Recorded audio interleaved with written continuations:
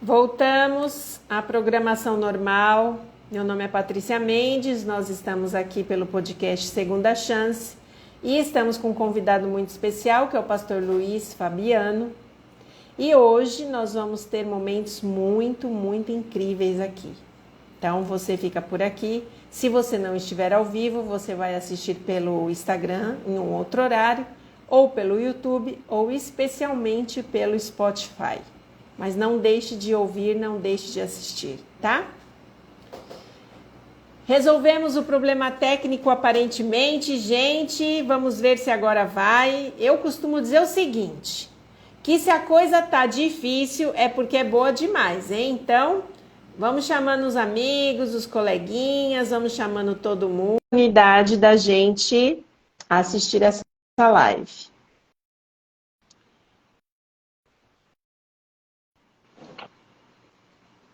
Uhul, deu certo.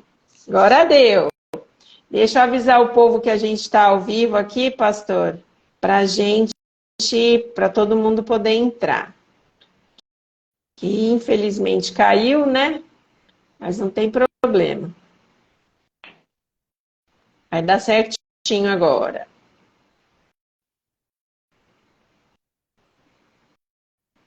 Se Deus quiser.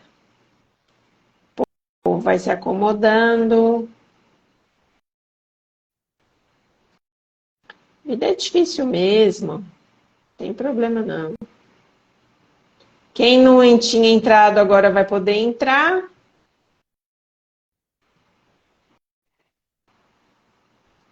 E agora a gente vai começar para valer.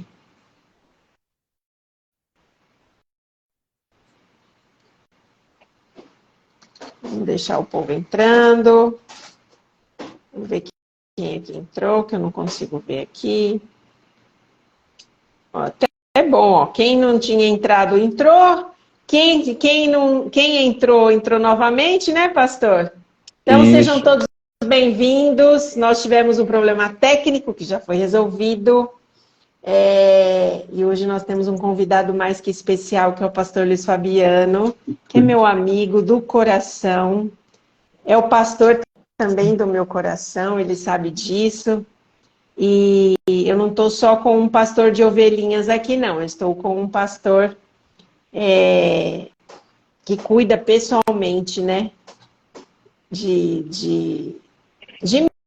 mim, assim, espiritualmente. Eu gosto muito de conversar com ele, porque todas as vezes que eu precisei, pelo menos até o dia de hoje, graças a Deus, a gente se conhece já há uns bons anos, né, pastor? Com certeza, tem um tempinho já. E aí a gente sempre troca ideias muito boas e graças a Deus, Deus tem abençoado a minha vida através dele. Eu quero agradecer muito a Deus por esse momento com o senhor, viu? O privilégio é meu estar compartilhando esse momento contigo, Padre. Você sabe que você mora no meu coração e não paga aluguel. É verdade. Só ele na vida inteira me chama de Mendes. A vida inteira ele me chama Mendes. Só ele, não tem como esquecer isso. Pastor, é um prazer ter o senhor aqui.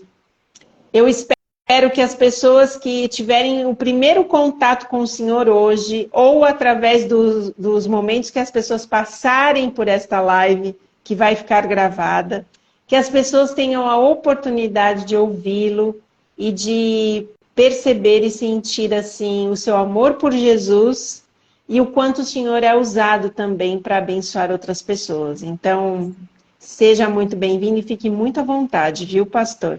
Que aqui é um lugar para o senhor. Amém. Bom, gente, eu desativei os comentários para que a gente não atrapalhe o convidado. Quando for o finalzinho que a gente fizer a oração, eu libero os comentários e vocês comentem aquilo que vocês acharem melhor. Todo mundo está acostumado aqui na live a deixar perguntas, a deixar comentários dentro desse balãozinho onde tem um ponto de interrogação. Porém, gente, por algum motivo, o Instagram está passando por alguma modificação e nós não estamos tendo mais acesso ao balão com perguntas, ok? Então, fica para o final, vocês coloquem os comentários. E a gente, para não demorar mais, a gente vai fazer uma oração para a gente começar. Pastor, senhor faz a oração? Sim. Querido e maravilhoso Deus, bondoso Pai, nós te agradecemos por separarmos, ó Deus, um período dessa noite para poder fazer uma troca de experiência, fazermos uma análise sobre a vida cristã, sobre a necessidade de termos mais comunhão contigo, de estarmos constantemente na tua presença. De uma maneira muito especial, abençoe todas as pessoas que estão participando dessa live e que, através dela, nós possamos buscar a edificação espiritual. Permaneça conosco, é o que te pedimos em nome de Jesus. Amém. Amém. Bom, gente, todas as vezes que nós vamos começar a live, eu sempre começo com uma passagem bíblica, com um personagem bíblico.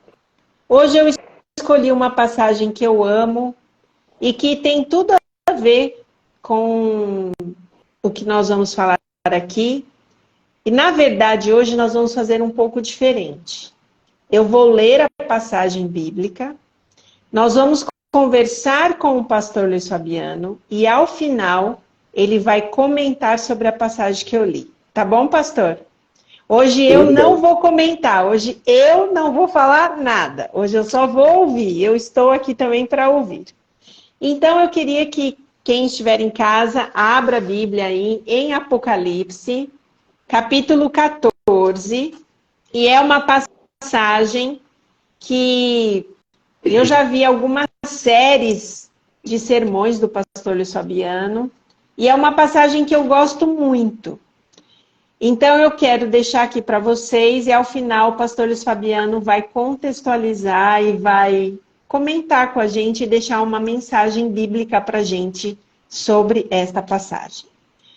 Começa no verso 6. Então, diz o seguinte: Então vi outro anjo que voava pelo céu e tinha na mão o evangelho eterno para proclamar aos que habitam na terra, a toda nação, tribo, língua e povo. Ele disse em alta voz: Temam a Deus e glorifiquem-no, pois chegou a hora do seu juízo. Adorem aquele que fez os céus, a terra, o mar e as fontes das águas. Um segundo anjo o seguiu dizendo: Caiu, caiu a grande Babilônia, que fez todas as nações beberem do vinho da fúria da sua prostituição. Um terceiro anjo o seguiu dizendo em alta voz: Se alguém adorar a besta e a sua imagem, e receber a sua marca na testa ou na mão, também beberá do vinho do furor de Deus, que foi derramado sem mistura no cálice da sua ira. Será ainda atormentado com enxofre ardente na presença dos santos anjos e do Cordeiro. E a fumaça do tormento de tais pessoas sobe para todo sempre. Para todos os que adoram a besta e a sua imagem, e para quem recebe a marca do seu nome, não há descanso dia e noite. Aqui está a perseverança dos santos, que obedecem aos mandamentos de Deus e permanecem fiéis a Jesus. Aqui eu me calo e nós vamos começar o testemunho do pastor Luiz Fabiano, contando para vocês como foi que Deus chamou ele para servi-lo na sua obra e cuidar de pessoas. Pastor, primeiro, tem pessoas aqui que vão passar por aqui ou que estão aqui que nunca ouviram falar do Senhor. De vários lugares. Por exemplo, no Spotify, o senhor vai ser ouvido por mais ou menos uns 7 países diferentes. Pessoas que não o conhecem. Quem é o pastor Luiz Fabiano? Conta para as pessoas. Bom, o pastor Luiz Fabiano, ele é pastor aqui na região de Governador Valadares. Nós atendemos o leste mineiro, né? Numa geografia que começa na cidade de Fabriciano, Coronel Fabriciano, e se estende até Divisa Alegre, né? É um raio de quilometragem um pouco grande, né? Sou casado com a Bruna, né? Nós já temos aí praticamente quase 17 anos de casados, então estamos casados 16 anos. O meu primogênito é o Lucas, que tem 13 anos, e a caçulinha é a Ana Luísa, que tem 9 anos. Né? Sou pastor há exatamente 16 anos. esse é meu 16º ano de ministério. Comecei trabalhando na cidade de Ipatinga, né, como capelão da escola de Ipatinga. Trabalhei apenas 30 dias e fui realocado para Guanhães, onde trabalhei 2 anos. Depois fui para Águas Formosas, onde também trabalhei mais 2 anos. Depois eu fui para Mantena, trabalhei 5 anos. Vim para a Central de Governador Valadares, onde tive o privilégio de pastorear a Mendes e muitas outras pessoas. E em 2018, no final de 2018, nós começamos a trabalhar no Ministério de Mordomia, aqui na Associação Mineira Leste. Desde então, nós estamos aí à frente desse trabalho. Não sou de família adventista, porque geralmente as pessoas imaginam que um pastor, possivelmente ele é de família adventista. Não é o meu caso. Não sou de família adventista. Inclusive, sou o único na família que é adventista. Mas a minha esposa já é de família adventista, né? Então, nós nos casamos no ano de 2006 e de lá para cá nós temos andado juntos e trabalhando nesse ministério. Mas, assim, a minha vida, eu considero que ela tem 3 fases. Uma, quando eu nasci, a outra, quando eu conheci o Evangelho, e a terceira, quando eu fui chamado para esse ministério específico, que é o ministério pastoral. Então, desde então, eu analiso da seguinte forma. São 3 fases bem distintas. E cada uma delas tem um ponto de virada, né? E isso cada vez mais fortalece a fé da gente e a confiança e a certeza do chamado de Deus para essa obra. Verdade. Então vamos começar pela primeira fase? Então, Já que são 3, o senhor separou em 3. Então vamos começar pela primeira. Conta pra gente. Exato. Fase número 1, minha infância, né? Como eu disse, eu sou de uma família de 7 filhos. Eu sou o filho mais novo. Só que existe uma lacuna muito grande de idade entre eu, o caçula, e o irmão mais velho. Que no caso é uma irmã mais velha. A minha irmã mais velha, ela tem idade para ser minha mãe. Então, quando a minha mãe engravidou, ela já tinha 40 anos. Né? Então, quando eu nasci, pelas perspectivas médicas, possivelmente eu não sobreviveria. Apesar de ter sido um parto normal, ter nascido com 9 meses, não nasci prematuro, mas eu nasci com a saúde muito debilitada. Então, os médicos chegaram a aconselhar os meus pais que, mesmo depois de nascido, eu corria risco de morrer. E como, de fato, 30 dias depois, minhas irmãs, minha mãe sempre conta essa história, 30 dias após o meu nascimento, eu estava prestes a morrer. E como eu fui criado num contexto católico, então minha mãe chamou algumas pessoas da igreja católica para poder orar, porque eu ia morrer. Né? E eles então me batizaram porque acharam que eu ia morrer. E naquela ocasião eu não morri. E de fato não morri. Só que nesse período de infância, teve momentos em que eu também passei pelo vale da sombra da morte.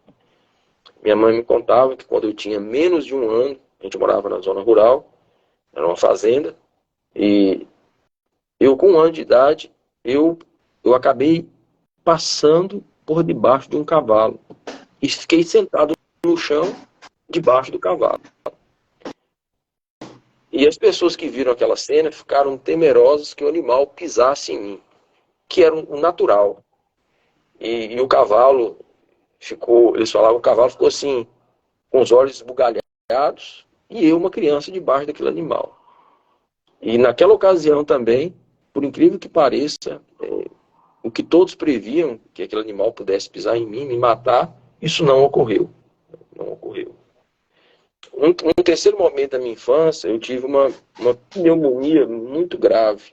E como eu disse no início, eu tinha uma saúde muito debilitada, e também eu, mais uma vez, passei pelo vale da sombra da morte e não morri. Porque eu sempre friso isso. Porque Deus tinha um chamado na minha vida. Mesmo que naquela época eu não tinha conhecimento de nada disso. Então Deus, ele escolhe, ele chama, ele capacita. Então, quando eu me tornei adolescente, como eu disse, minha família não era uma família cristã, a minha mãe tinha princípios católicos, o meu pai já não tinha princípio religioso nenhum.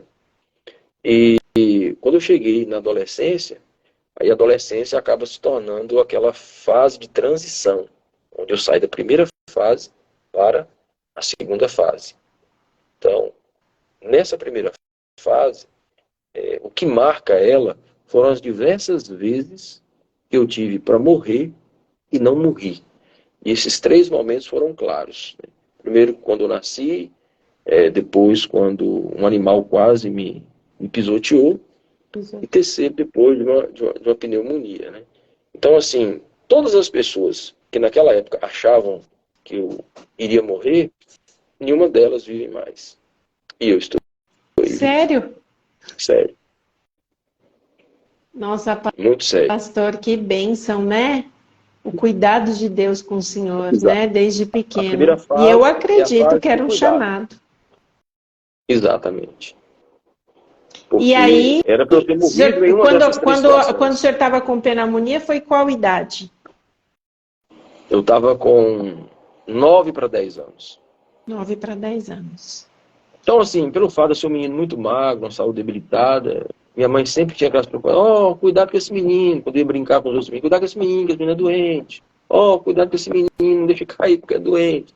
Então, assim, eu cresci dentro desse contexto aí, de saúde fragilizada, de muito cuidado, mas Deus sempre me guardou, Deus sempre me protegeu nessa primeira fase, apesar de eu não ter o senso do perigo que eu corri durante essa fase da vida, essa primeira fase. A primeira fase eu considero ela como a fase do cuidado, cuidado de Deus para com aquele que Ele chama. Então Deus já chama desde o ventre materno. Deus chamou Sansão, Deus chamou João Batista, né? Deus chamou vários desde o ventre materno, o próprio Samuel, e assim vai sucessivamente. Né? Nossa, que incrível, que incrível. Primeira vez que eu vejo uma reflexão assim de alguém que tem convicção do chamado, que a pessoa faz uma retrospectiva na vida e consegue enxergar esse cuidado, né, de que Deus tinha um chamado desde a infância, né, mesmo não conhecendo Jesus, né? Porque quantos morrem ou de acidente, né, morrem por doenças, ou nascem de maneira prematura e morrem. Então, assim, a minha família na época considerava a minha vida um verdadeiro milagre, porque desde quando saiu do hospital, eles não deram previsão de que eu sobrevivesse. Eu era muito magro, nasci muito abaixo do peso, até que a estatura era normal, mas muito abaixo do peso mesmo. Até porque quando minha mãe me ganhou, ela já estava numa idade muito avançada. Né? Ela já vinha de 6 outros partos, né? Então, ela, quando me teve, ela também já tinha uma saúde fragilizada. Tanto é que a minha mãe faleceu muito jovem, morreu com 56 anos, ela tinha problema de coração, problema de hipertensão. Então, assim, eu considero um milagre da vida. Com Não tem dúvida disso. certeza. Sou fruto Com do certeza. cuidado de Deus. Fruto do cuidado de E Deus. como Fase que o 1 é a senhor fase do cuidado. percebeu essa transição assim para a segunda fase? Como foi? Que idade o senhor tinha na segunda fase e o que aconteceu? Então, o que liga a primeira para a segunda? Assim, desde os 10 anos, 11 anos, eu comecei a ter sonhos com os meus pais morrendo. E todas as vezes que eu sonhava, eu acordava desesperado. E eu tinha muito medo de perder meus pais, né? Muito, mas muito medo mesmo. E aí eu comecei a ter questionamentos sobre a morte. Até porque, às vezes, as pessoas próximas que morriam, minha mãe me levava, né, nesses velórios, e eu começava a perguntar para minha mãe o que ia acontecer com as pessoas quando elas morriam. Né? E por ela ser de formação católica, ela dizia que as pessoas ou iam para o céu ou para o inferno. Às vezes a gente ia em velório de outros protestantes e às vezes a mensagem ela desentoava. Falando que a pessoa já ia direto para o céu, outros falavam que aguardava amanhã da ressurreição. Então, essas muitas divergências me causava muitas dúvidas, porque eu queria saber do assunto, mas eu não conseguia compreender. Isso intensificou quando eu tinha 11 anos, eu perdi um tio meu, vítima de acidente automobilístico. Eu fui no velório dele no estado da Bahia, e aquilo ali mexeu muito comigo. E aí o que acontece? Quando tem justamente 16 anos completos, não deu um mês, 27 dias depois, minha mãe faleceu. Eu tinha 16 anos, ela faleceu. E aí bateu aquele desespero. Será que eu vou ver minha mãe? Quando é que eu vou ver? Então, toda a questão girava em torno de saber a condição do estado dos mortos. Então, foi através disso que Deus me levou ao conhecimento da palavra. Então, naquela época, quando eu perdi minha mãe, foi muito desesperador. Por quê? Porque quem estava muito ruim naquela época era minha irmã mais velha. Ela estava com um problema muito sério de hipertensão, e a hipertensão dela era praticamente quase incontrolável. E naquele desespero, minha mãe tinha muito medo de perder minha irmã. E foi justamente ela que morreu. Foi numa manhã do dia 25 de julho de 1995. Então, quando pela manhã era o costume dela levantar, preparar o café para a gente ir para a escola, e meu irmão levantou primeiro e viu que a casa estava toda fechada, né? Minha mãe tinha o costume de abrir as portas do fundo, né? De frente para o quintal, limpava o quintal, fazia o café, e estava tudo fechado. E meu irmão foi no quarto, chamava, não respondeu. Nesse dia, meu pai, ele foi dormir na casa de um vizinho que tinha viajado para a praia, pediu para ele dormir na casa, e meu irmão resolveu empurrar a porta. E aí a porta abriu. Quando ele se deparou, minha mãe estava morta, ele veio e me chamou, me acordou também. E aí nós encontramos esse quadro muito lamentável. Minha mãe estava morta na cama. E aí, no velório, convidaram, né, um líder religioso da Igreja Católica, e ele fez aquela celebração, e mais uma vez, ele falando sobre o assunto morte, eu não conseguia compreender. Então, minha vizinha, que era da Igreja Adventista, ela começou a estudar a Bíblia com a minha irmã, não comigo, minha irmã. E aí começa a fase 2. Nesse período aí, eu trabalhava, e ela dava estudo aos sábados para minha irmã. Então, todas as vezes que eu chegava do trabalho, no sábado, por volta de 1h30, 2 horas da tarde, estava ela as duas estudando a Bíblia. Só que eu nunca dei confiança, eu nunca me interessei. Meu único interesse era saber o que acontece com as pessoas quando elas morriam. Porque eu tinha vontade de ver minha mãe, de ver meu tio, e muitas outras pessoas que haviam morrido, Sim. conhecido, pessoas próximas. E aí, um dia, quando eu voltei do trabalho, eles estavam estudando sobre a morte. Aí eu parei e sentei na mesa e comecei a acompanhar o estudo. E a partir daí eu também comecei a estudar. E comecei a tirar as minhas dúvidas. E aí, naquela ocasião, quando a gente concluía um estudo, eles faziam uma festa, né, na igreja, convidavam as pessoas que haviam concluído o curso para poder receber o certificado. E eu fui receber o meu certificado. E ali eu me deparei com um quadro, assim, sem comentário. Um quadro maravilhoso. A minha primeira impressão foi na igreja. E para mim parece que eu estava num ambiente de paz. Estava num lugar, assim, um clima fantástico, indescritível. Quando acabou o culto, eu não senti vontade de voltar para casa. Eu queria ficar lá. E a partir daí eu comecei a frequentar a igreja sem ser convidado.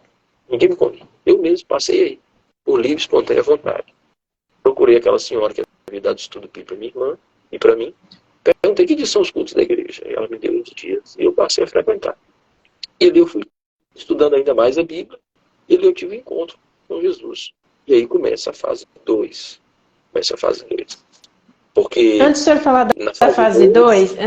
da fase 2, eu tenho certeza absoluta que tem um monte de gente curioso, ou agora, ou em algum momento, quando o senhor falou da morte, que deve estar se perguntando do que ele está falando, né?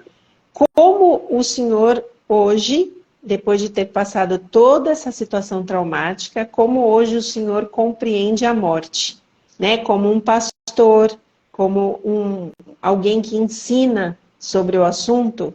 Vamos falar um pouquinho sobre isso antes de o senhor continuar sobre a fase 2? Sem problemas. Então, Tem que dar uma pausa aqui. Isso, a gente vai ter que ir dando umas pausas, porque o senhor vai vir Sim. com muito conteúdo e vai ter gente que vai ficar muito curiosa. Então, vamos falar sobre a morte. O que é a morte, como funciona, e se a gente vai ver as pessoas mais uma vez ou não. Como é que funciona isso, pastor? Então, Patrícia, naquela ocasião, lógico, eu estudei a Bíblia como uma pessoa leiga.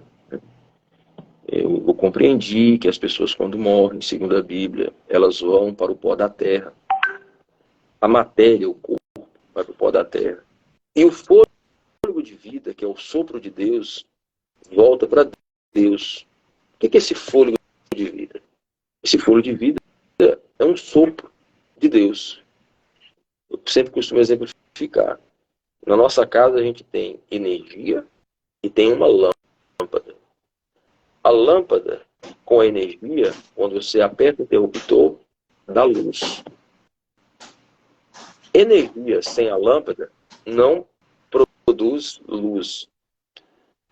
Lâmpada sem energia também não vai produzir luz. Então, para haver luz, tem que ter a junção da lâmpada e a energia. Então, o corpo é a matéria. Nós fomos criados como um boneco de barro. Nada mais do que isso, um boneco de barro. Mas Deus soprou em nossas narinas um fôlego de vida, energia. Então, o fôlego de vida mais o pó da terra fez com que o homem se tornasse alma vivente. Então, quando as pessoas morrem, existe essa ruptura. Esse fôlego de vida só existe com o barro. A mistura do fôlego de vida com o barro gera vida. O barro sem fôlego de vida é barro. E o fôlego de vida sem o barro é apenas fôlego de vida. Então as pessoas, quando morrem, o fôlego de vida volta para Deus. Mas só que o fôlego de vida não é uma entidade separada do corpo, dotada de razão, de sentimento, de emoção, de inteligência. É apenas um sopro. Esse sopro volta para Deus. E o corpo, a matéria, vai para o pó da terra. E as pessoas aguardarão a volta de Jesus para a manhã da ressurreição. Paulo diz, na sua carta aos Tessalonicenses, capítulo 4, verso 13, que nós não sejamos ignorantes com respeito aos que dormem. Então ele coloca a morte como estado de sono. E o próprio Jesus falou isso. Quando foi ressuscitar Lázaro, ele disse, olha, o teu servo Lázaro não morre, ele apenas está dormindo. Então, é um estado de inconsciência. Então, a pessoa que morre hoje, ele pode passar 1000 anos morto. Quando Jesus voltar para ele, é como se ele tivesse dormido na sexta-feira à noite e acordado no sábado de manhã.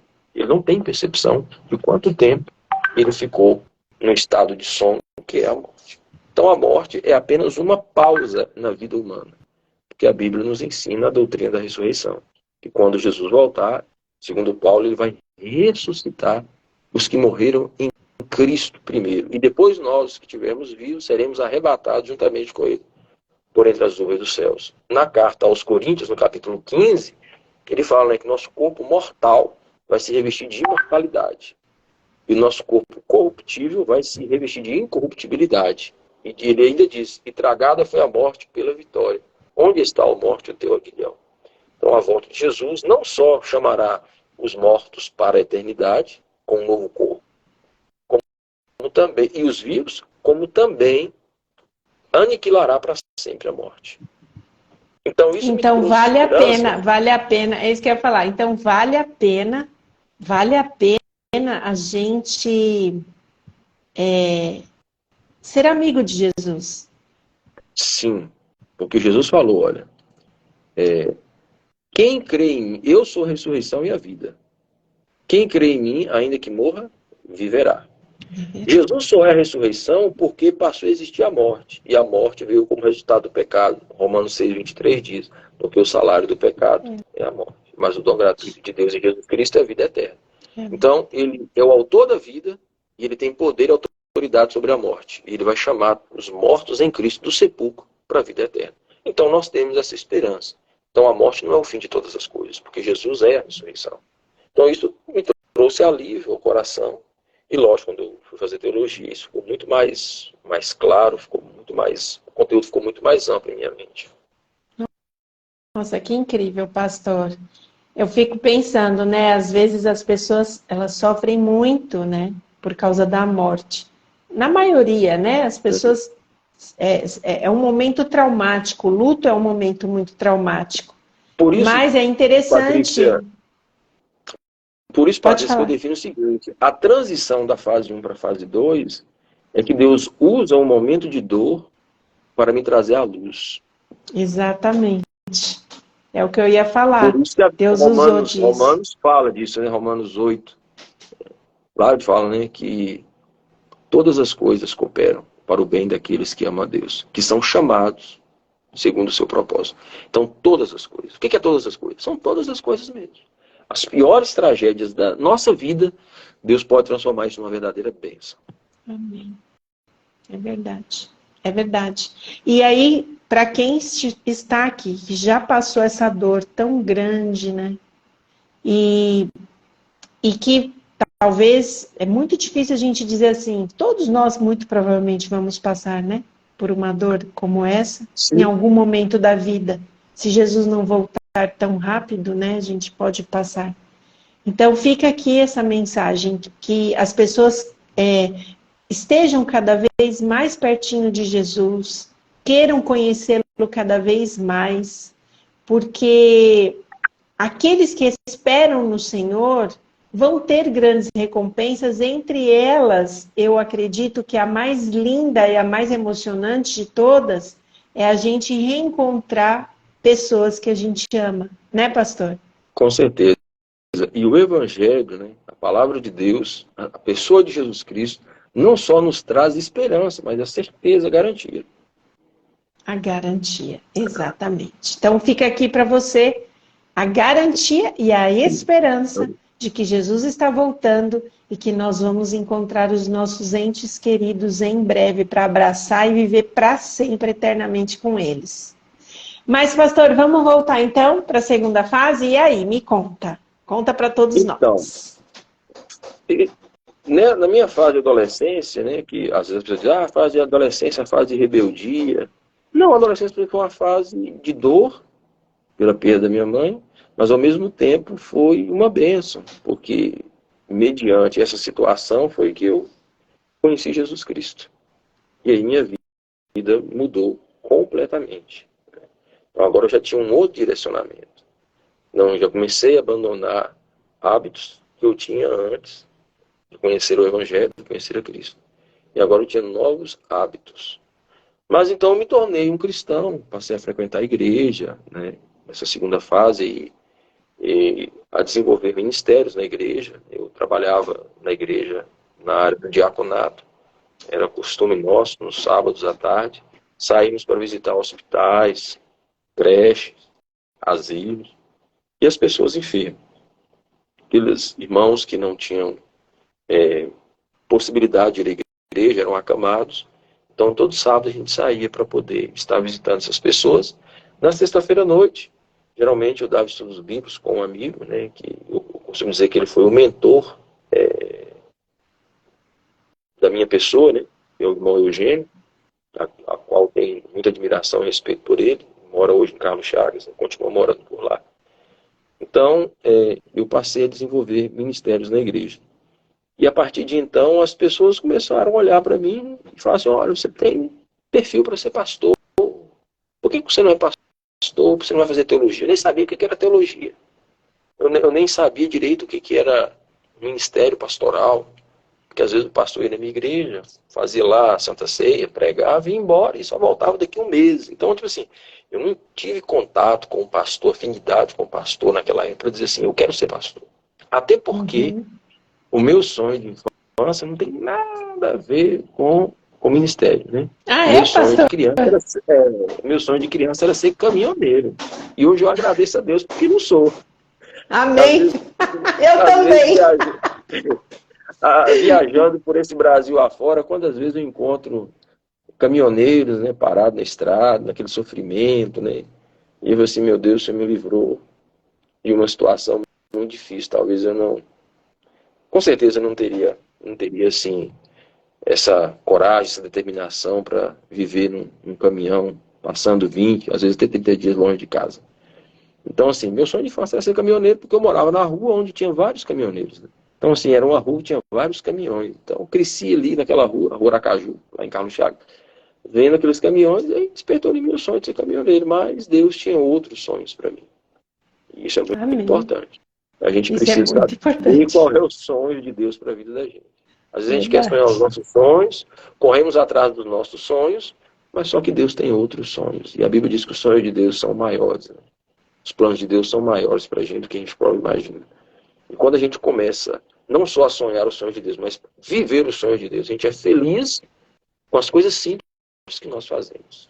E às É vezes a gente tem verdade, pastor. profissões renomadas, ganhando altos salários, tendo status e posição, todavia, entretanto, não somos felizes, porque não fazemos aquilo que não é o sonho de Deus.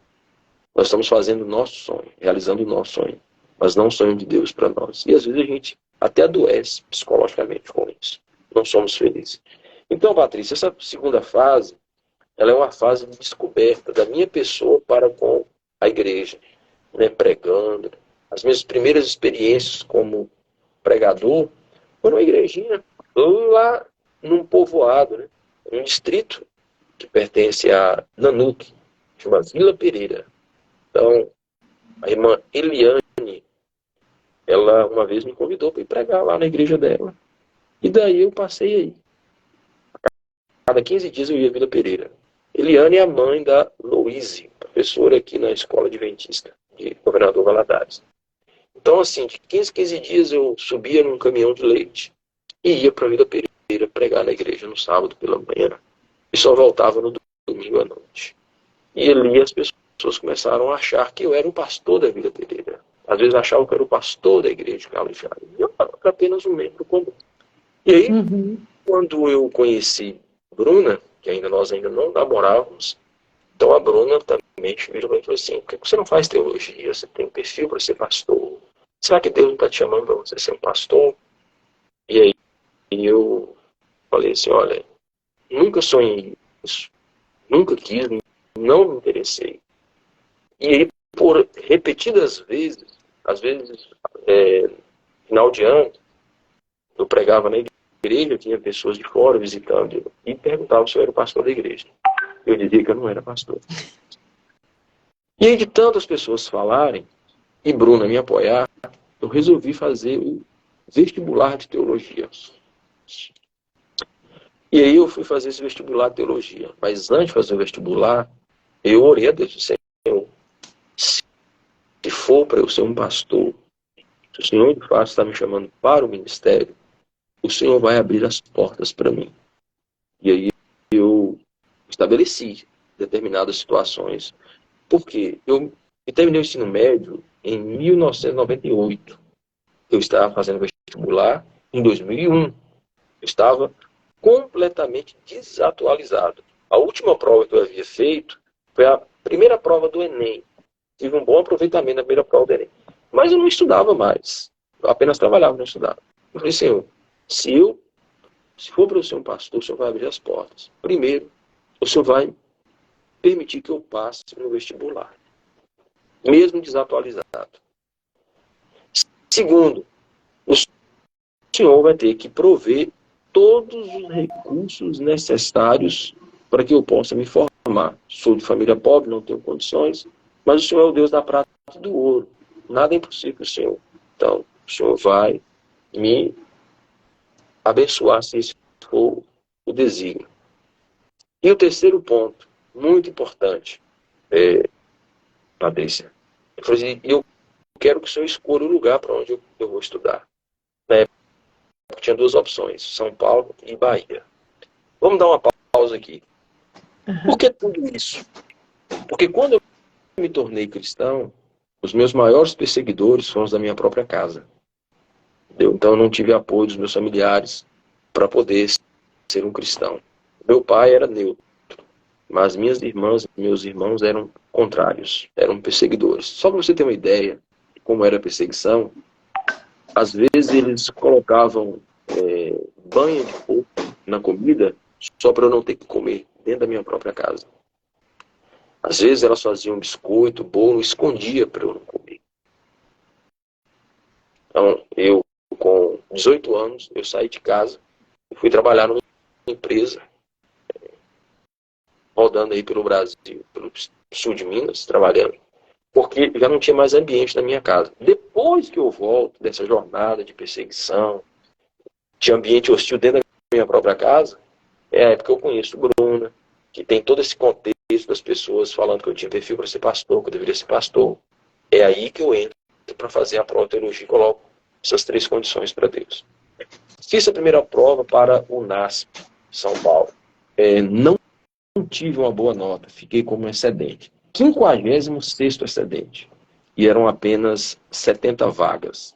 Uhum. Ou seja, tinha mais vagas em São Paulo que na Bahia. Na Bahia tinha apenas 45 vagas. São Paulo, 70. Fiquei em 56º excedente. Então fiquei lá no 126.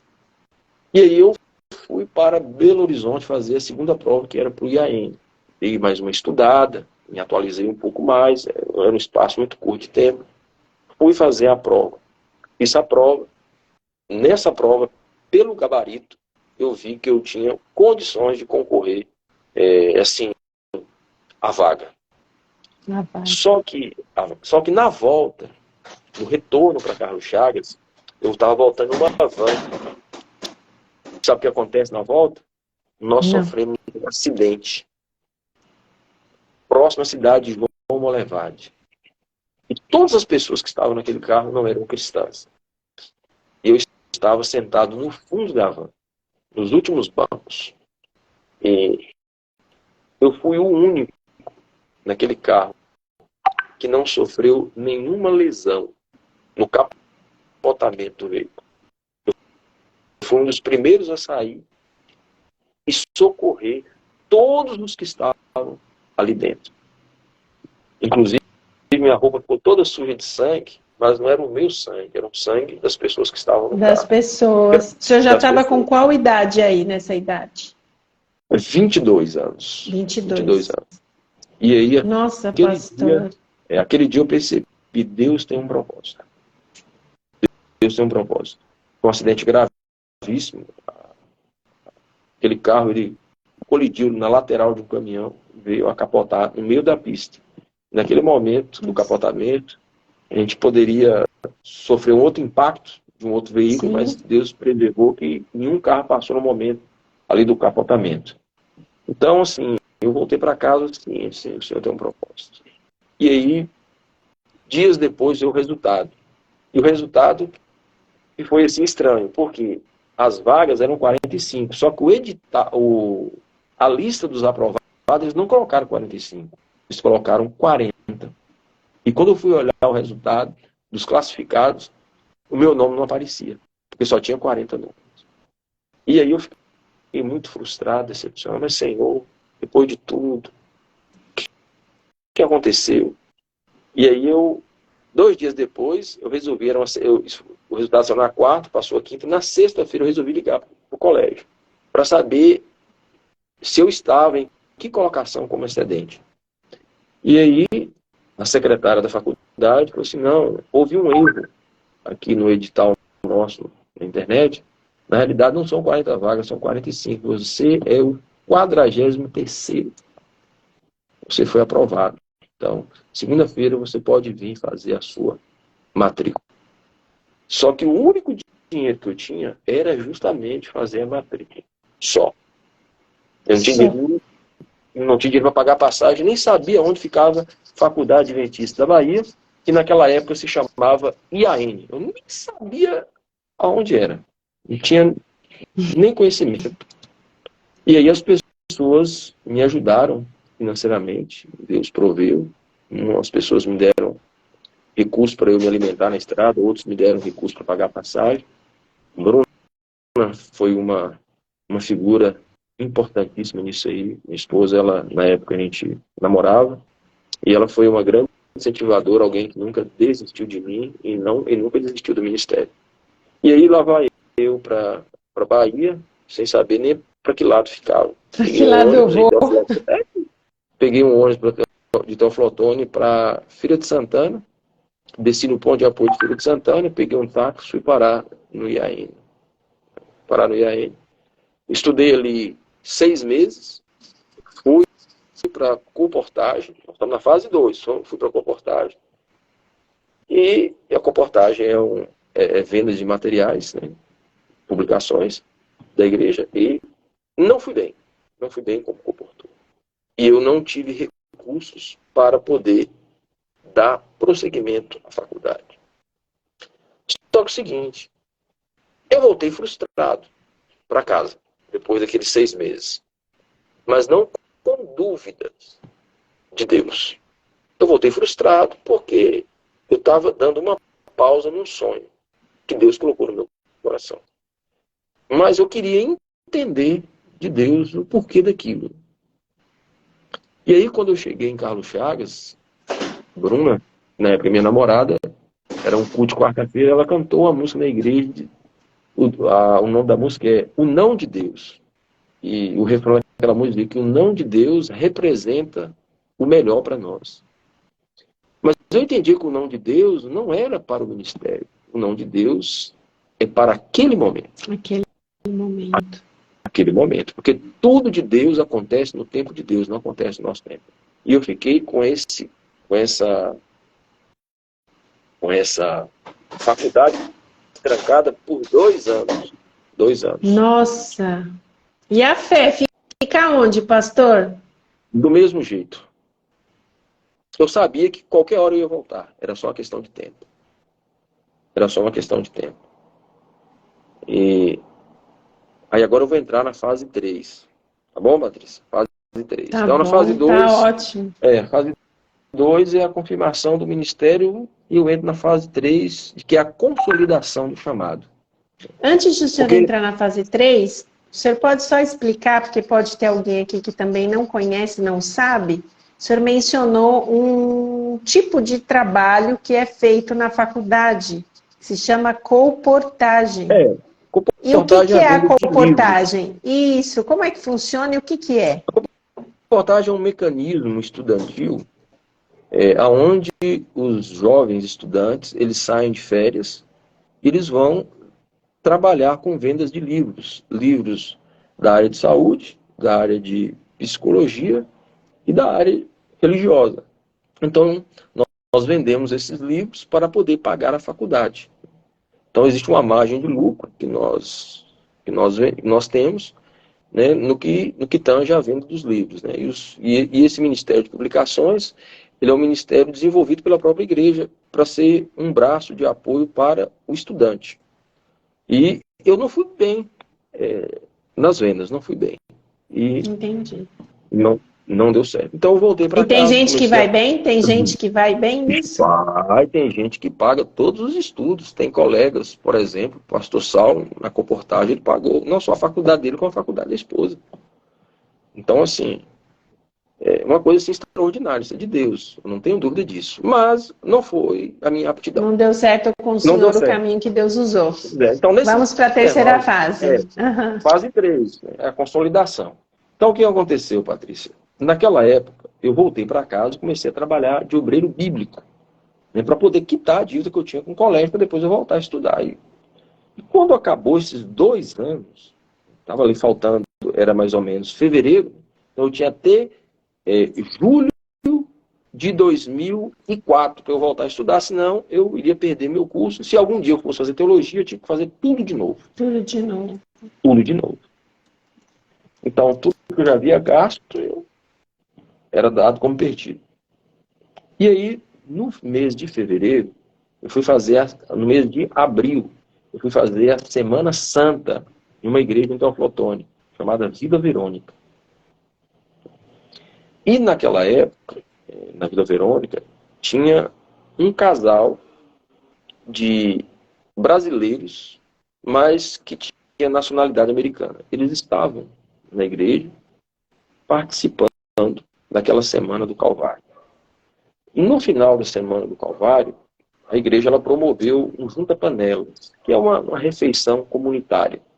Uhum. E eu conheci essa senhora, e ela conversou bastante comigo e tal. Acabou o almoço, eu voltei para minha cidade, Carlos Chagas. Uma semana depois, aquela senhora, pediu uma pessoa para entrar em contato comigo porque ela queria conversar comigo, mas eu não sabia do que se tratava. E uma semana depois eu voltei, fui no apartamento daquela senhora. Ela é uma pessoa muito abastada financeiramente, eu também não sabia, não conhecia ela, só conversei muito pouco com ela no almoço. E uma semana depois eu fui no apartamento dela e ela começou a me contar uma história. Ela falou assim, olha, eu sou cristã, moro nos Estados Unidos, eu tenho 35 anos que eu moro lá, tenho cidadania americana. Minha vida toda é lá. Ela falou assim, eu tenho esse apartamento aqui em Teófilo Otoni, porque ela tinha uma doença de pele e tem um período do ano que ela vem para o Brasil, então por isso que tem esse apartamento lá. Ela vem porque nesse período lá ela passa muito mal, ela tem problema alérgico, né? E foi justamente o período que eu estava em Teófilo Otoni que ela veio. E ela falou assim, olha, eu moro lá e tal, e eu vi você pregando durante essa semana, e no último dia do programa, você almoçou com a gente depois do culto, e o Espírito Santo começou a me impressionar. Eu não te conheço, e você também não me conhece. E no domingo, um dia após a Semana Santa, eu estava caminhando, fazendo um Cooper, e o Espírito Santo me falou, você precisa ajudar esse rapaz. Ela ouviu uma voz dizer isso para ela. Ela olhou para um lado e para o outro, não tinha ninguém.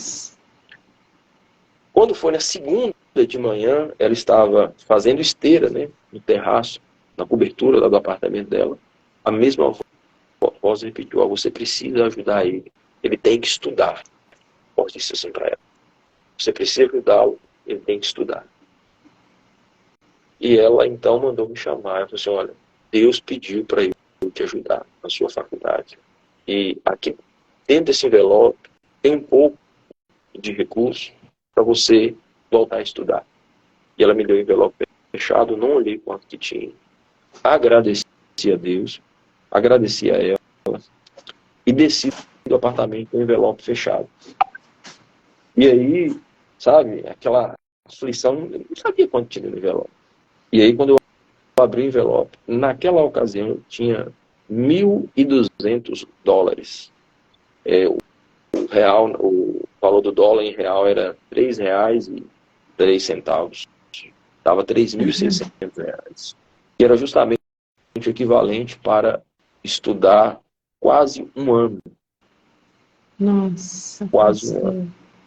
E eu voltei, fechei o primeiro ano, e aí, quando no final daquele ano, ela voltou de novo ao Brasil, e ela me deu um outro envelope. Agora esse envelope já era $3.000. $3.000. E eu estudei mais um ano. E no último ano, se não me falha a memória, ela me deu mais $2.000. Foi o suficiente para eu estudar o quarto ano. Então, assim, eu vi, foi literalmente a mão de Deus. Porque minha família não tinha condições. Eu, como portor, também não teria tanto êxito. Então Deus proveu o recurso que era necessário para que eu me formasse. Sabe que eu lembrei, pastor, o senhor contando isso? Eu lembrei daquela mulher que construiu o quarto para Elias. E ela dizia que quando ele passasse pela cidade, a família dela cuidaria dele, né? Deus sempre providencia, né? Quando ele tem um chamado, ele providencia os recursos, né? É impressionante isso. É impressionante. Como é que o senhor, na época, o senhor percebia isso nitidamente, mesmo com a sua juventude ali, o senhor percebia isso? Sim, com certeza, Patrícia. Não tem como não perceber. Como uma pessoa se dispõe a ajudar a pagar seus estudos, uma pessoa que não te conhece, você nem conhece a pessoa, e ajudar sem querer nada em troca. Essa é a parte mais especial. Uhum. E ela falava com convicção, eu estou te ajudando porque Deus me pediu para fazer isso. E eu não posso deixar de te ajudar, porque eu não posso contrariar a vontade de Deus. Nossa, é muito forte, pastor. Eu estou aqui maravilhada de ouvir esse testemunho, porque eu não me recordo dessa parte da gente ter conversado anteriormente, mas é muito forte. Então, nessa trajetória, nessa caminhada do senhor, assim, desde a infância até esse momento, o senhor percebe Deus conduzindo cada passo, né? E como é que Exatamente. foi sair do colégio e pegar uma igreja? Qual foi a sensação depois de tudo isso que o senhor passou?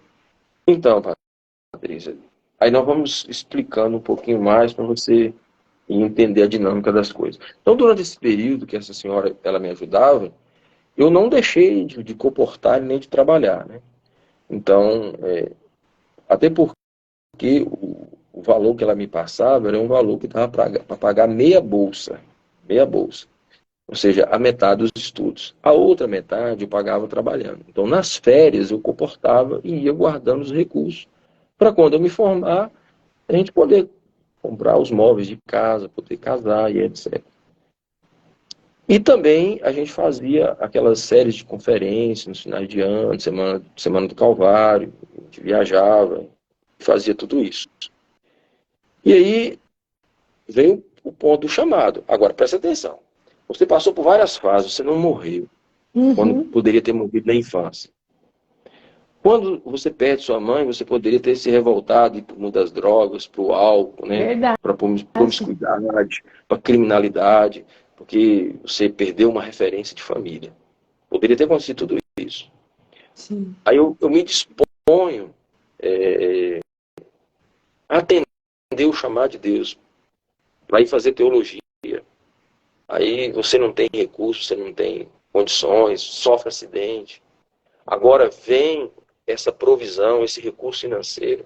É Deus conduzindo tudo. Então, para mim, o chamado para o ministério, para ser pastor, eu não tinha dúvida nenhuma que ia acontecer. Como, de fato, na ocasião, eu tive a possibilidade de trabalhar aqui na minha região, no leste de Minas, como ir para o Rio Grande do Sul. Uhum. Então, eu tive dois chamados. E eu escolhi, vim para cá. Quando eu falo eu escolhi, eu senti de Deus que era para ficar aqui. Então, pela orientação de Deus, eu escolhi ficar aqui. E aqui já estou há 16 anos, né? Não trabalhei em outro campo que não fosse aqui a Mineira Leste. Então, assim, eu tinha convicção do chamado, entendeu? Era só uma questão de tempo. E veio no tempo de Deus. Então, antes mesmo de formar, já no mês de setembro, então a gente já estava chamado para trabalhar a partir de janeiro de 2008. E aí eu vim para Valadares. Eu já sabia, porque o presidente na época havia me falado que eu ia começar no colégio de Ipatinga. Mas Uhum. assim, você sai da faculdade, você estudou para ser pastor. Você não estudou para ser professor de Bíblia. Mas se Deus Uhum. está me chamando para lá, é para lá que eu vou. Mas aí eu só trabalhei na sala de aula 15 dias. Os outros 15 dias foi pré-período de aula. Fiquei 15 dias fazendo planejamento, 15 dias dando aula. E aí surgiu o distrito, vagou o distrito de Goiânia. E para lá eu fui. Fui para Goiânia. E agora, tudo que eu aprendi na faculdade, eu tinha que colocar na Pôr em prática. prática. Pôr em É verdade. prática. Pôr em prática. E isso que o senhor falou é muito verdade, porque o senhor é bem pastoral mesmo. O senhor é bem tipo, vamos cuidar das ovelhinhas, de visitar, de estar junto, de comer junto. O senhor gosta disso, né? Quem Gosto, conhece o senhor Patrícia. sabe disso, que o senhor Eu gosta muito. sempre falo, né? Eu sempre falo para quem me conhece, para quem tem intimidade comigo, eu estou como departamental, eu estou numa função administrativa de uma área que é a área de mordomia cristã, que envolve essa questão de crescimento espiritual. Não estou na igreja, mas eu estudei para ser pastor de igreja. Entendeu? Eu estudei para isso.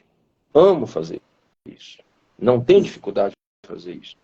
Gosto de fazer isso. A igreja me chamou para trabalhar numa outra área, estou aqui servindo a igreja nessa nova área, até o dia que a igreja fala assim, não, nós queremos você de volta no distrito, cuidando da igreja, cuidando das ovelhas. E lá vou eu novamente, porque eu Eu estudei para tenho isso. certeza, porque é o seu prazer mesmo. Com certeza. Dentro desse chamado, pastor, o senhor teve tantas evidências, né, do carinho e do cuidado de Deus. E aí eu queria saber, assim, na prática, aconteceu pelo menos conta pra gente uns 2 episódios que o senhor, como pastor dessas ovelhinhas, o senhor percebeu que o seu chamado era real. Quando, assim, situações que o senhor viu que Deus falou para o senhor, tá vendo? Você está no lugar certo, na hora certa, para cuidar das pessoas que eu quero que você cuide. O senhor passou por alguma situação? Conta pra gente pelo menos 2 experiências aí Tá, que vem vamos enriquecer lá. a gente. Duas bem diferentes e distintas, né?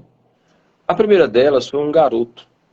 E eu vou falar, eu vou intensificar isso aqui, Patrícia. É o seguinte: quando eu falo de ser pastor, eu estou falando de lidar com o sobrenatural. Não é Sim, ser eu um sei. profissional da Bíblia, não é ser um teólogo. Então, no dia a dia, você lida com o sobrenatural, entendeu? O Então, o grande sobrenatural conflito, né, faz pastor? parte da nossa vida. E era Dia dos Pais, e isso aconteceu lá em Goiânia, um garoto, na época ele tinha 7 anos, ele caiu de um terraço de aproximadamente 3 metros. Ele Nossa. caiu, bateu com a cabeça, estavam ali os primos não contaram para a avó, que eles estavam na casa da avó, com medo de apanharem. E quando o pai desse garoto foi na casa da mãe para buscá-lo, ele entrou no carro e não falou nada para o pai do que tinha acontecido, da queda que ele havia sofrido. E quando ele chegou em casa com o pai, que ele foi tomar banho, a criança começou a vomitar e a desmaiar. Então o pai estava no Brasil e a esposa estava mexendo com um green card nos Estados Unidos. Então ele correu rapidamente para o hospital com aquela criança de 7 anos. E ele então ligou para mim por volta de 15 para 7 da noite. Eu não consegui identificar a voz dele porque ele gritava, ele chorava, ele urrava, pedindo socorro. Pastor, faz alguma coisa que meu filho está morrendo. Patrícia, você não estuda isso na faculdade. Você não estuda na Eu faculdade acredito, como lidar com o desespero das pessoas. eu acredito. Você não aprende o que fazer quando alguém pede o seu socorro no que diz respeito ao sobrenatural. Uhum. Se a pessoa te pede para usar visita, você vai. Se a pessoa pede para você levar ela em algum lugar de carro, você leva. Se pede um conselho, você dá. Mas alguém te pede para não deixar o filho morrer, pastor, não deixa meu filho morrer. Eu Nossa, tenho condições de fazer isso, Patrícia? Eu não tenho. não. E falei, Humanamente falando, não. eu falei assim, Jorge, o pai da criança, Jorge, eu vou convocar a igreja, nós vamos orar agora por ele, pelo seu filho. Eu desci para a igreja mais cedo, às 7h15, e nós não fizemos culto tradicional. Nós fizemos uma corrente de oração, ficamos ali 30 minutos em oração. E aí eu dispensei os irmãos e fui para o hospital. A uns 500 metros do hospital, você conseguia escutar os gritos de desespero do pai. Aí quando eu cheguei no hospital, ele me grudava pela camisa e me pedia socorro. Não deixa meu filho morrer, pastor, não deixa, meu filho não pode morrer. Ele perguntava o que aconteceu, o que aconteceu. Ele não falava, ele só gritava, não deixa meu filho morrer. E aí eu entrei para uma sala onde estava a criança, mas eu não podia entrar aonde estava a criança, só entrei na porta da sala. E aí as Uhum.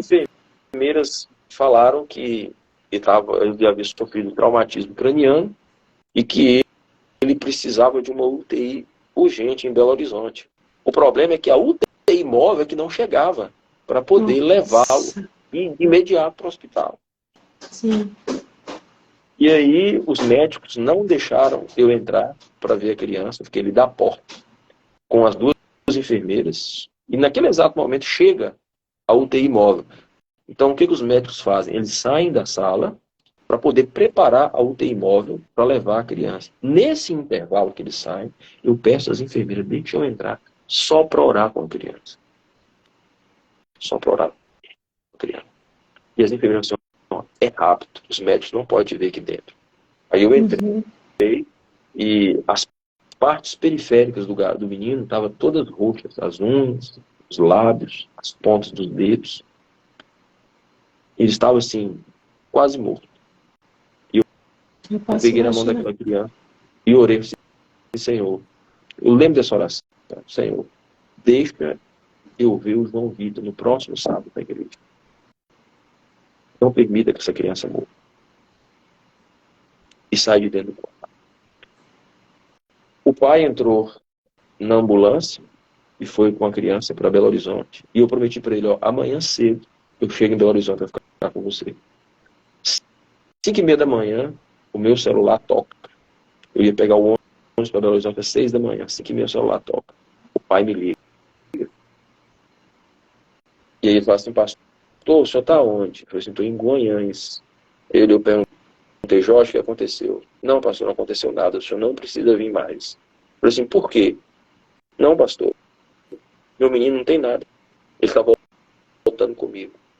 Na verdade, eles tiraram um raio-x da criança, fizeram uma tomografia em Guanhães, tinha dado traumatismo craniano. Quando chegaram em Belo Horizonte, fizeram novamente, não tinha nada. E os próprios médicos não sabiam explicar o que tinha acontecido. Fizeram um novo exame e não constatou lesão nenhuma na cabeça do menino. Quando eles chegaram no Hospital João 23, que o pai foi abrir a porta da ambulância, encontrou o João Vitor sentado do lado do enfermeiro e dos médicos conversando. Amém, Que é isso? pastor.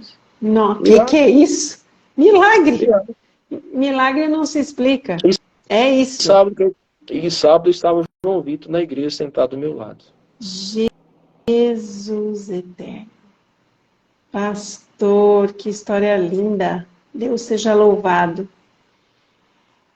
Fica aqui para a gente refletir um pouquinho. Primeiro, né, que hoje a igreja, eu falo a igreja, comunidade cristã, que qualquer um frequenta, ela banalizou um pouco essa autoridade pastoral, que é a unção de Deus sobre os seus escolhidos. E eu não falo isso para o senhor se gabar, eu falo isso porque é bíblico, né? Um chamado é de Deus, não tem como a gente contestar. Você é um instrumento de Deus. Exatamente. E o senhor mencionou algo muito profundo que às vezes eu penso que os pastores, eles esqueceram qual é exatamente o objetivo de ser um pastor. É entrar para o grande conflito, adentrar as portas do inferno para buscar os filhos de Deus de lá. Seja através de uma doença e lutar contra o inimigo. Seja por uma doença, seja por um casamento desfeito, seja por um problema de um vício. O que quer que seja o pastor, o papel do pastor é realmente fazer o que Jesus fazia. Salvar as pessoas dessas coisas. Então, a segunda coisa que eu queria dizer é, além da gente ter a certeza que um pastor tem essa autoridade diante de Deus, né, e ao mesmo tempo a responsabilidade diante de Deus, quanto é importante a oração, né, pastor? Sim. Como é importante. Eu achei assim tão emocionante você falar, deixa eu entrar, e a sua oração ela foi sucinta com Deus.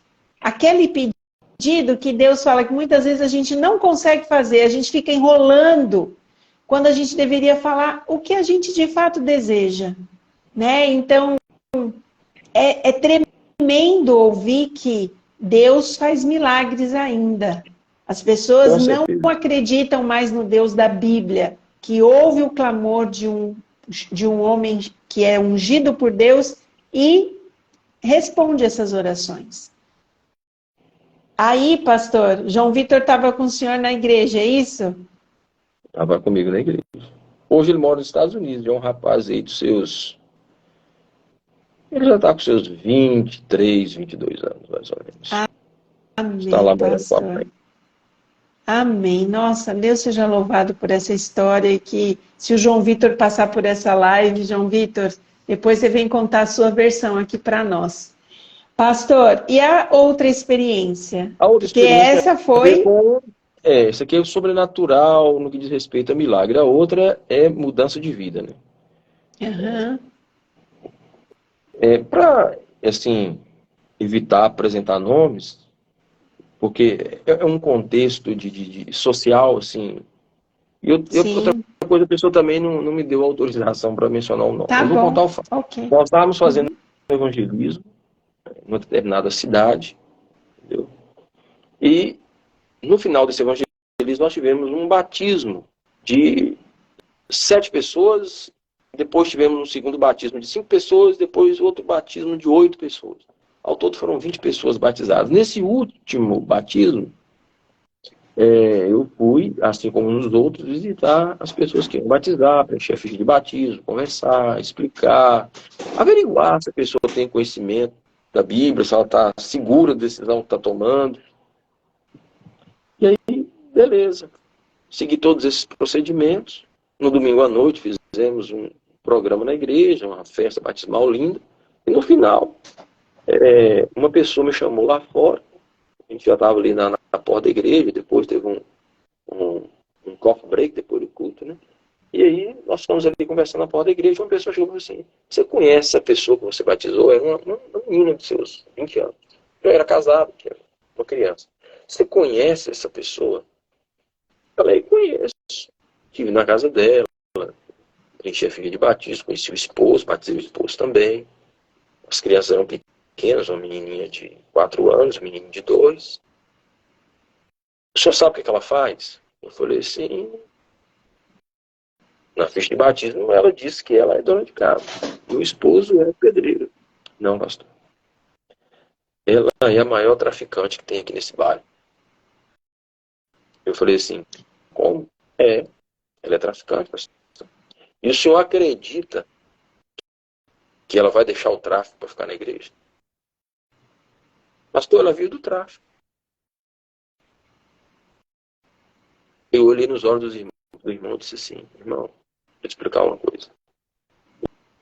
O senhor pode duvidar, mas a obra que Deus faz no coração das pessoas, nós não podemos duvidar.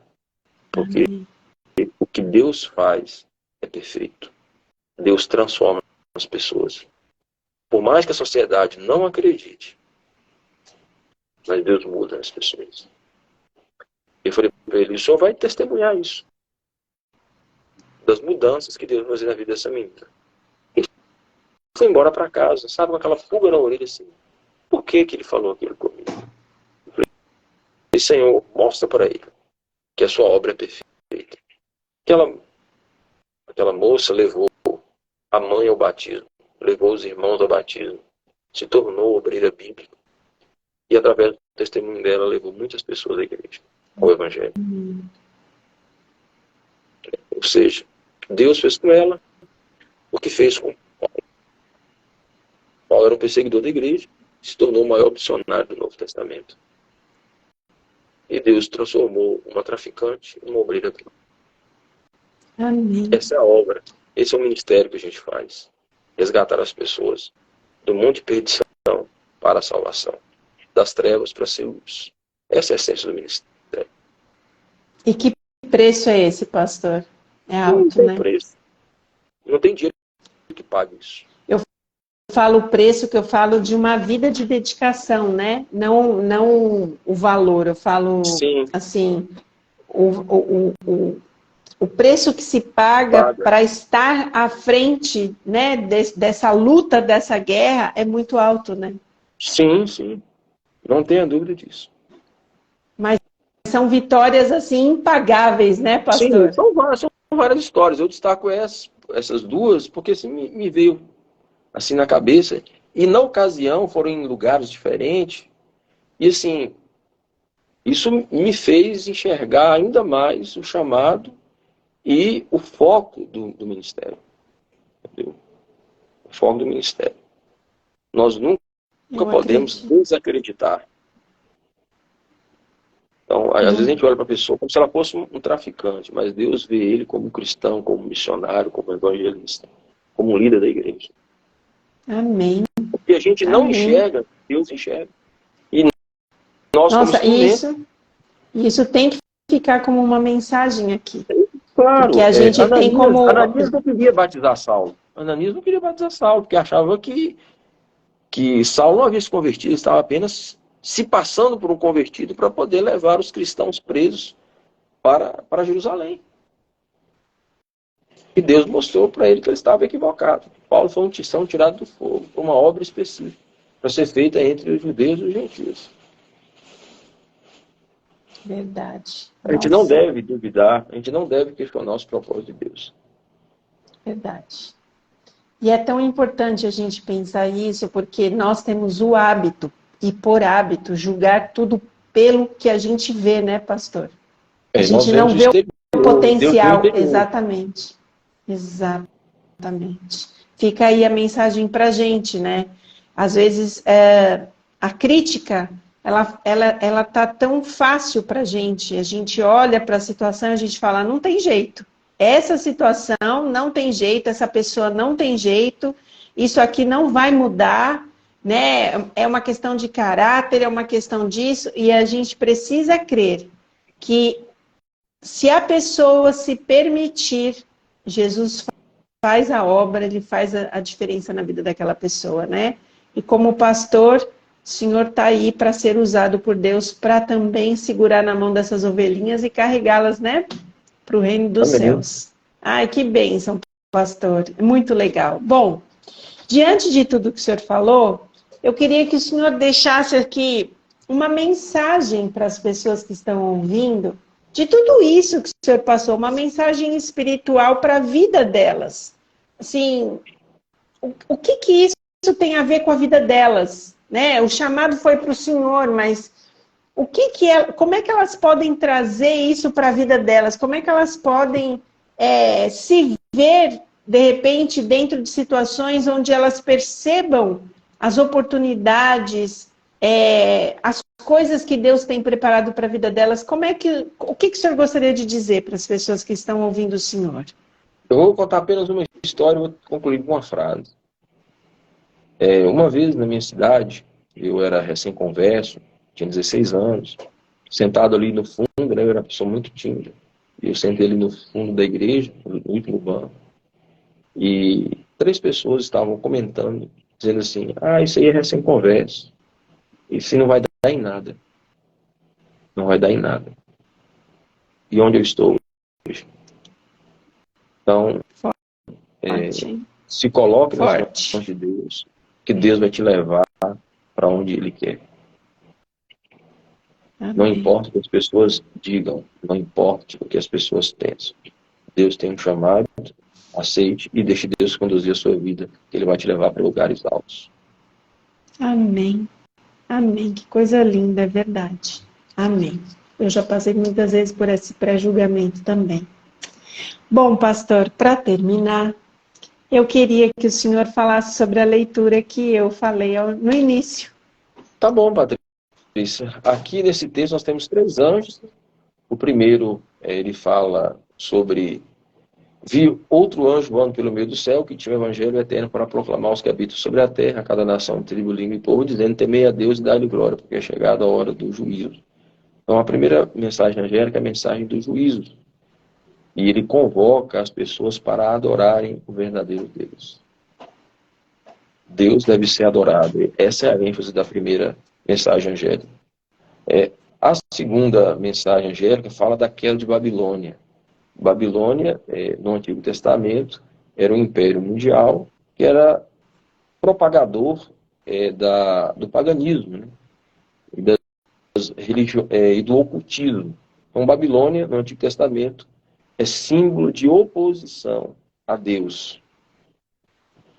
Então, quando fala da queda de Babilônia, fala da Babilônia espiritual, que é um poder religioso que se levanta contra Deus nos últimos tempos.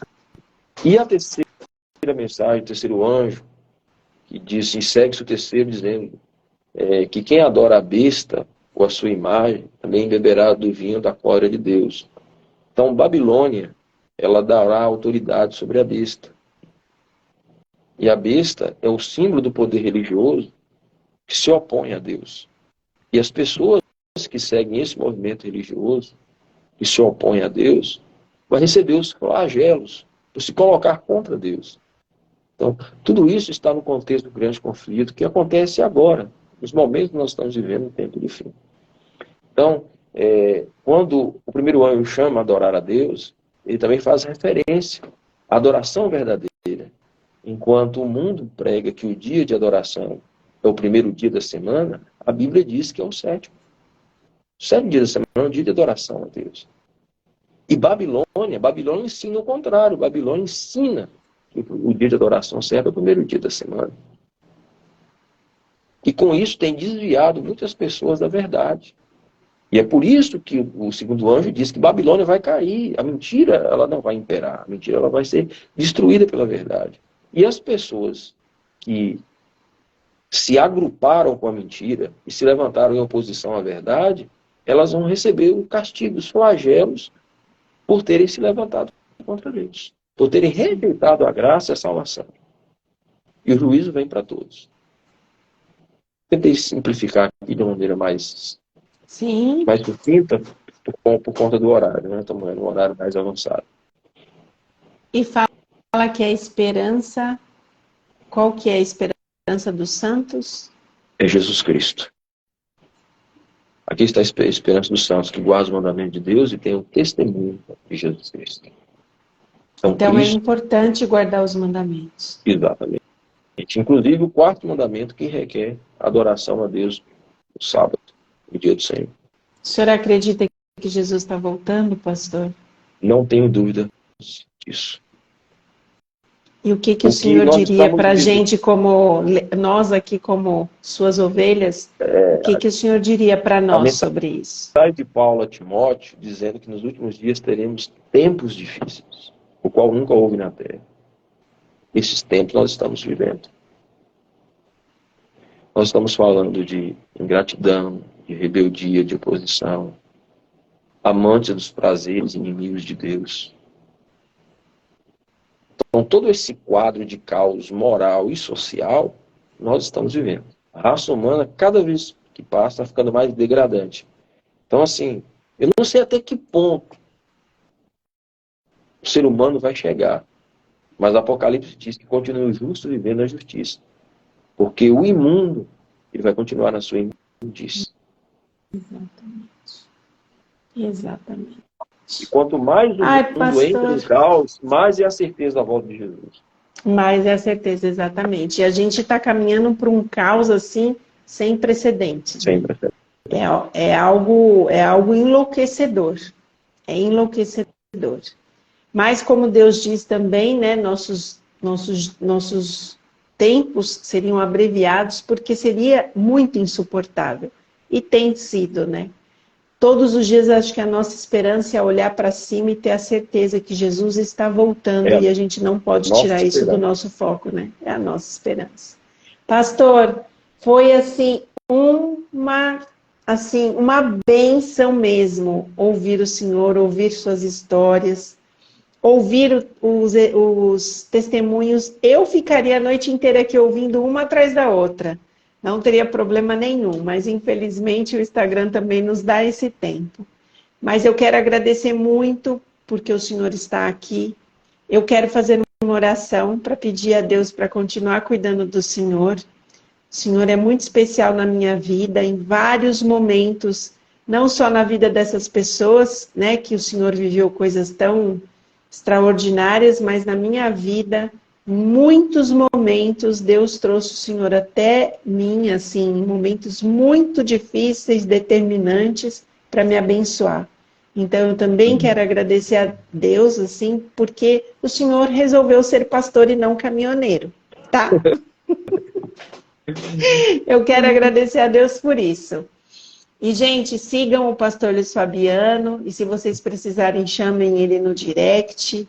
Sempre ele está disposto a uma oração, sempre ele está disposto a um conselho espiritual. Ele realmente tem feito do trabalho dele o chamado que Deus fez para ele. Então, esse testemunho lindo vai ficar gravado aqui, para que todos possam passar por aqui e ouvir. E eu quero convidar o senhor para a gente orar, e depois eu vou abrir a caixinha de perguntas. Se tiver alguém que fez alguma pergunta para o senhor, a gente vai ler, tá bom? Tá bom. Bondoso Deus, obrigada, Senhor, por esse testemunho tão incrível do teu poder e da tua autoridade sobre a vida do teu filho, Pai. Obrigada pela existência do pastor Luiz Fabiano.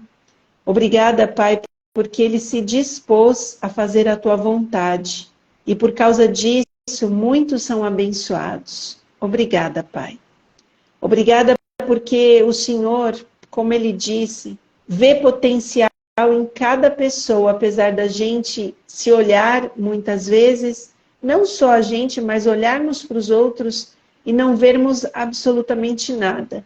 O Senhor sabe como usar cada um dentro da sua particularidade para abençoar outras vidas. E nós te louvamos também, Pai, por este plano maravilhoso de salvação que o Senhor deu e tem para cada um de nós.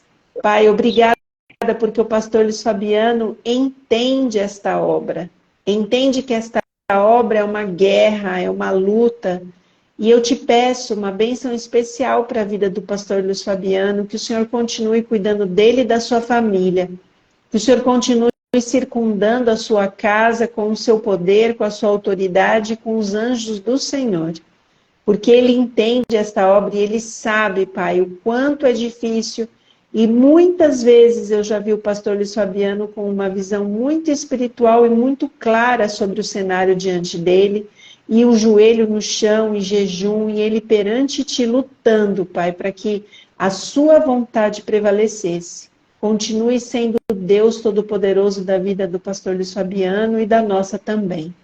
Se alguém por esta live ou em algum momento que passar por aqui estiver passando qualquer situação, que a pessoa tenha dúvida de quem tu és, que ela possa, Pai, ouvir tudo isso, ela possa aquecer o seu coração com a fé que vem de ti e ter a certeza que há um Deus que cuida de cada um de nós. Perdoa os nossos pecados e continue conosco, nós te pedimos em nome de Jesus. Amém. Amém. Ai, pastor, foi uma delícia, viu?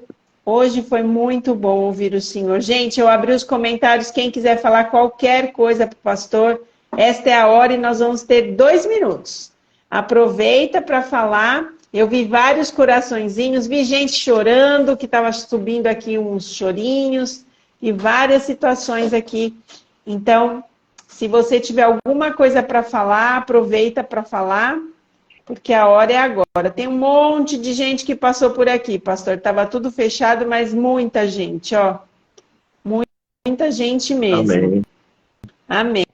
E muita gente ainda vai passar, né, pastor? Muita Sim. gente vai passar por aqui. Tá ali a Inês Saliba. A Inês está aqui toda semana. A Inês está aqui toda semana ouvindo todos os testemunhos. A Vanessinha falou que bênção de testemunho. Ó, a Inês está falando aqui, pastor. Ó. Maravilhoso testemunho. A Claudinha, que testemunho. Gente, e tem muito mais. Quem convive com o pastor Luiz Fabiano vê... Nossa, é muito maravilhoso. As meninas estão falando amém, foi lindo e foi mesmo, gente. A Lu está falando, tá vendo aí, pastor? Estou vendo aqui. Deus seja louvado por esse testemunho. Olavo, David. Você viu? Aí, David. O David tinha dúvida se o senhor ia lembrar dele, pastor. Ai, que isso? David trabalhou lá no estoque da associação. Hein? Aí, tá vendo? Aí, David. David vai sair daqui realizado dessa live. A Inês está falando aqui, ó, pastor. Muito obrigado, pastor. Deus continue te usando na sua obra. Inês é uma bênção de Deus. É uma bênção. E aqui, a Adriana Gomes está dizendo, Deus abençoe grandemente, pastor. A Inês está mandando um abraço. Grande abraço para você, Inês. Some não, Inês. Continue aí em Ipatinga, que a gente vai te visitar depois. A Lu está falando, Deus te abençoe, pastor. Alguém está falando aqui, este é um momento pequeno para o que quero lhe perguntar. Sei que o senhor é uma bênção. O Paulinho quer perguntar para o senhor, ele é lá do Trevo, não sei se o senhor lembra, o marido da Rosana, pastor? Ah, sim, Rosana, lógico que eu lembro, esposo dela. Então, o Paulinho, ele está falando, o momento é pequeno e ele quer lhe fazer uma pergunta. Então, Paulinho, já fica aqui para você entrar no direct dele, depois você me pede o celular dele que eu te dou. A Lu tá mandando corações. E é isso, gente. Eu espero que todo mundo tenha aproveitado esse momento espiritual grandemente. Aí, ó, o David está falando que conhece o senhor de Guanhães. E, gente, eu vou deixar aqui... De Guanhães. Eu vou deixar aqui para vocês um recadinho importante. Nas próximas 2 sextas-feiras, nós não estaremos aqui.